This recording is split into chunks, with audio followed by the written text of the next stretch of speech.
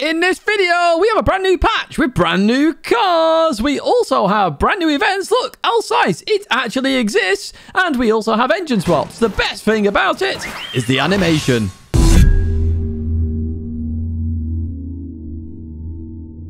Hello everyone and welcome back to a Gran Turismo 7 patch video. First up, we're looking at the new cars, so head over to Brand Central, and then in here you're going to see a couple of news there. We're going to go to Asia Pacific first, and we're going to go all the way down to Hyundai there. And in Hyundai, we're going to go into the showroom, and straight away we can see that we have the Elantra N23. 36,000 credits here for this car.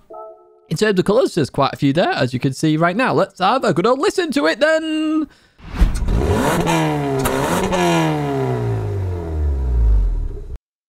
There we go then. So, I mean, it sounds as I expect it to. In terms of this car, I mean, I'm not the biggest fan in the world of it personally. It looks okay for what it is. I'm not remotely in the slightest interested in driving it, but hey, hopefully we do experience it at least once. One thing I always ask with these new cars that get introduced to Gran Turismo is that they go into a daily race or a time trial, so at least we can experience the content, because I don't really want to go out my way to try and experience it. I'd rather be a part of that sport mode. Now, in terms of tuning the car then, I have a tuned up version right here for you now. You can do a wide body on it. You can put a wide body on. You can change the front splitter there, so you can see we've extended that front splitter. You can extend the side skirts. You can change the rear of the car, add a diffuser, and you can also add a wing as well, or at least change the wing, because it does come with a wing. Actually looks very touring car-esque here, does this Elantra N with the tune-up. So actually, that looks okay to me. So yeah, pretty nice to be honest with you. Let's jump to the next one then, where we are staying in Asia, and we're heading over to Mazda then for this one. Okay, let's go into that showroom, and what we're going to do is head over towards the right-hand side, where we look for a very expensive Miata, basically, a very expensive MX-5. It's the 12R, 120,000 credits, only one colour. Let's have a listen to this one then.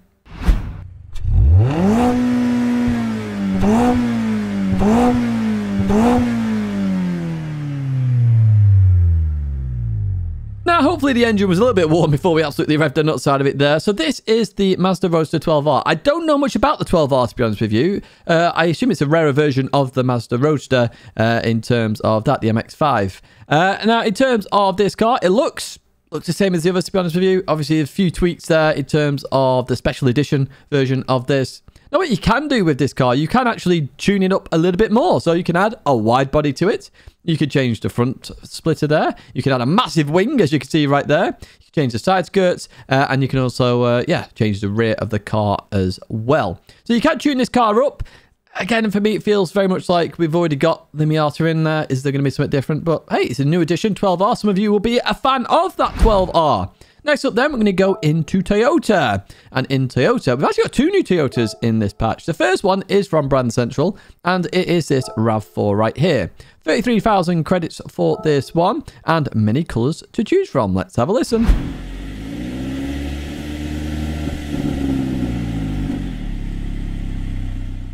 Well, there you go with the RAV4. Now, I'm not a fan of this. As you know, I'm not a fan of any of the SUV at all. But we'll talk about that a little bit later on in the video. You see the back of it there looks very plain. What you would normally see on a motorway or as you drive around, or about 8:30 in the morning with everyone dropping their kids off at school. It's not something that I'm particularly interested in the slightest. But can you do anything to it to make it look extreme, like we could with some of the other SUVs in terms of what's been added? So the front there, we've added some LED lights. You can just see them right there. So you can change the front of the car. You can add side skirts. Look at that. We can add some mud flaps at the back as well. Makes it look nicer, to be honest. I actually like this colour as well that I've added to this RAV4. But you can change, you can have a wide body as well. Sorry, you can change the rear of the car. And of course, you can add a wing, or I've written down ring for some reason. Next up then, probably the main feature here, we've gone to Europe for this one, and we're going to head over to Opel. So Opel have finally joined Gran Turismo 7 then, and their first car they've brought is actually a Vision Gran Turismo car, which you can see right there. 1 million credits, and it looks very extreme, but let's have a listen to this car.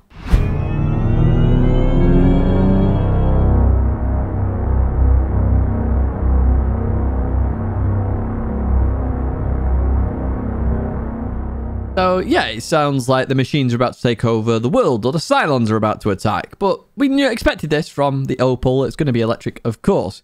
Now, this very much, I assume it's meant to be in relation to a Corsa, because it is an Opel Corsa GSE Vision Gran Turismo car.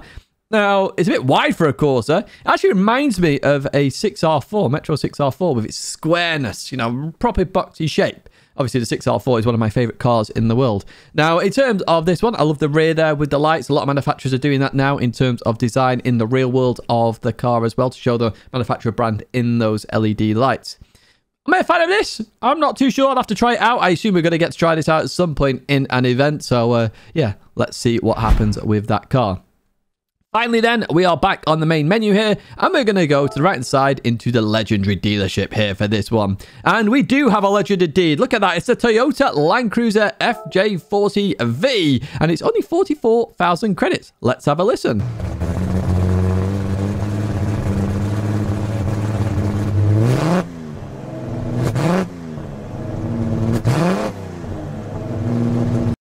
Now, to me, this is a legend. It very much is a legend of the car community. Everyone knows if you want a car to survive, you get a Land Cruiser. You may remember back on the Top Gear special, Richard Hammond also bought a Land Cruiser. It's very similar shade. The interior there reminded me of that as well. But it's a Land Cruiser. It fits in quite well with some of the other off-roaders that we've had. So I do expect to see an event around that. You know, we've got other Jeeps in there, off-roaders that could be put together. Nice balance of performance, and hear it. You can also tune this car. And I'm going to go to a second engine noise now, because listen to this.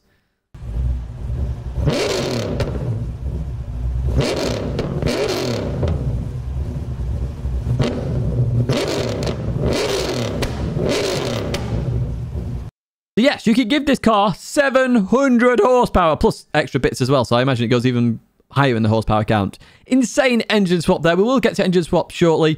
You can do some adjustments here. You can turn it into a wide body, an engine swap, front, side, so the indicators get removed or moved around. The rear tire's gone as well. So you can't do anything extreme in terms of like aero, but you can make some adjustments to that car as well.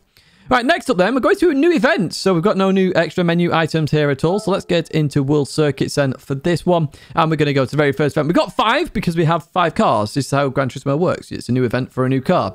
First off, we go to the Americas. We're going to head over towards the right side where we are heading to Watkins Glen. We're going to head over to the far right.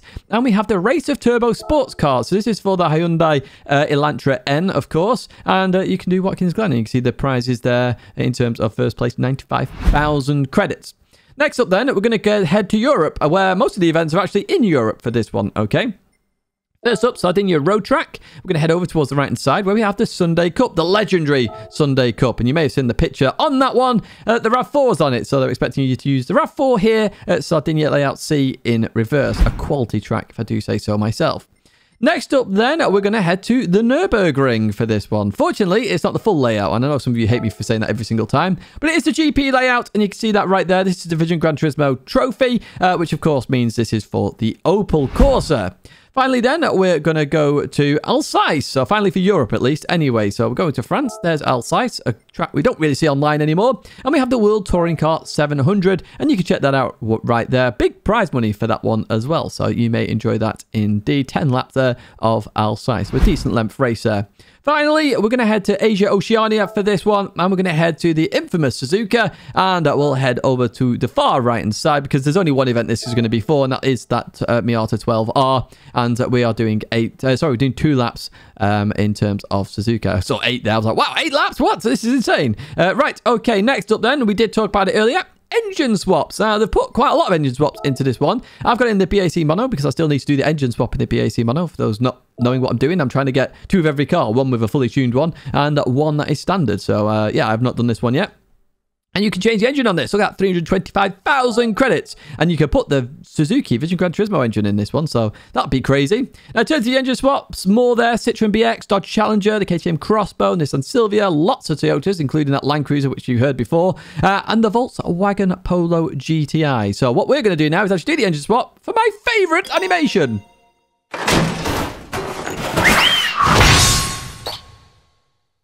Right, there we go. That engine swap's done. And we're going to just jump to some of my final thoughts now for this patch, with some of the new additions in the background for you there, with the RAV4s, the tuned ones, and all the good stuff there. Now, for me, this patch, we've not had any balance of performance changes. We've just had the addition of the new cars, and literally no new menu items. We had engine swaps, which is good, because originally I thought, oh no, they're not even put engine swaps in. This is going to be a disaster. But engine swaps do bring an addition to the game in terms of being able to customize your cars that little bit more. For me though, and I know these are free, okay, and people always come at me and say, sometimes anyway, at least say, well, they're free, Tidge. They are free, but I'd be fine without it, to be honest with you. The Opel, I do like the Vision Gran Turismo concept idea. I do like the addition of the Vision Gran Turismo concept. I think it's something unique, and I'm really fair play to Gran Turismo for introducing the Vision Gran Turismo concept idea. I think it is unique. We've had some fantastic Vision Gran Turismo cars. Some are completely insane and bonkers and would never exist, whereas others are actually, do you know what? Fair play to you. Now, Gran Turismo, I've never noticed this before, but I saw it at the bottom because I was looking for what else is in this patch. So obviously you're looking for fine details at that point. They put, thank you for your support, and we hope you continue to enjoy Gran Turismo 7. I really feel they need to read this themselves a little bit and say, do you know what will people enjoy? Now, I play Gran Turismo, okay, and I've always played Gran Turismo for the main reason of racing. Racing games, racing cars on racing tracks. Now, some of you will say, okay, well, some people like to drive cars round. I sort of agree with that, but Gran Turismo only has racetracks. What does that say? Now, cruising, etc., I understand. So a lot of these additions that are coming into the game, we can't really use properly. Now, if it was an open world environment, I could understand this a little bit more. People trying to act normal. I remember when I was young, Driver 1, driving around, trying to act normal, but obviously in that game on the PlayStation 1, wasn't that good with the AI. So literally, the police would see you and just start chasing you for no apparent reason whatsoever. But this, I don't know, these additions, they're just not helping. And it's from major brands as well. So one thing I will say for Gran Turismo 7, they have introduced me to new brands. Now when I see a Genesis out on the road, I'm like, wow, that's a Genesis. I don't really see them very often. I didn't really know about them until Gran Turismo. You know, back in the past, Nissan Z culture, wouldn't know about that. I even owned one, didn't I? 370, that's gone, unfortunately. So it does bring car culture. I just don't see how these additions really help with that, except the Opel. The Opel, I do sort of half understand. Well, that is my opinion on this patch. Do let me know your thoughts down below in the comments. And if you have enjoyed this video, give it a like and subscribe to the channel. Big thank you for watching as always, and I hope to see you in another video or live stream again very soon.